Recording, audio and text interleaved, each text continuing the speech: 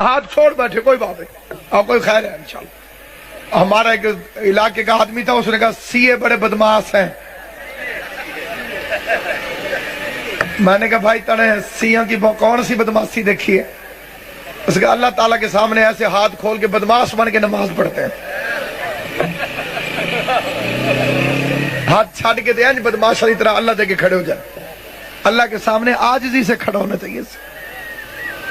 میں نے اسے کہا پھر زیادہ عاجزی اس طرح ہے۔ گال سمجھ آئی ہے یا نہیں ہے میرے؟ اگر تو کہتے ہیں یوں عاجزی کرو تو اس سے زیادہ تو عاجزی یوں ہے، پھر ایسے عاجزی کر کے کھڑا ہو جائے۔ کتابیں شاہد ہیں کہ حضرت ابو بکر کے زمانے میں بھی نماز ہاتھ کھول کے ہی ہوتی ہے، اور خود حضرت عمر رضی اللہ تعالیٰ عنہ جیسا صحابی وہ خود بھی ہاتھ کھول کے نماز پڑھتے تھے۔ اب میں کتابیں بتاؤں بندے مانے گے نہیں، میں حقیقت بتا دیتا ہوں۔ میں نے مولوی صاحبان سے پوچھا بھی حضرت عمر رضی اللہ تعالیٰ عنہ کی شہادت کیسے ہوئی؟ انہوں نے کہا جی کہ انہیں خنجر لگا تھا۔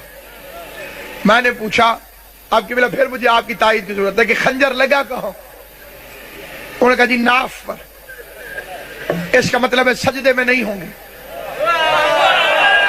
بولنا وہ جسے بات سمجھ آئے، جہاں بولتا وہ ہے جس کی آواز اللہ اور علی کو اچھی محسوس ہوتی ہو۔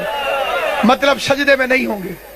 رکوع میں ہوتے تو پہلو میں لگتا خنجر، پیٹ میں لگتا ہی تاب ہے۔ جب بندہ کھڑا ہو ہاتھ بندھے ہوتے تو پیٹ میں لگتا کیسے؟ توجہ ہے یا نہیں ہے آپ؟ اس نے کہا جی شیعہ جو ہیں یہ بدماشوں کی طرح ہاتھ کھول کے نماز پڑھتے ہیں، ادب اور احترام سے کھڑا ہونا چاہیے۔ میں نے اسے بڑا سمجھایا، اسے سمجھ نہیں آئی۔ اتفاق سے اس کا باپ مر گیا۔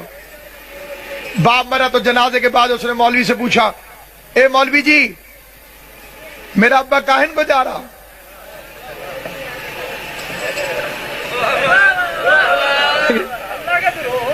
ہاں کاہن کو جا رہا؟ اس نے کہا ہون اللہ میاں کے پاس جا رہا۔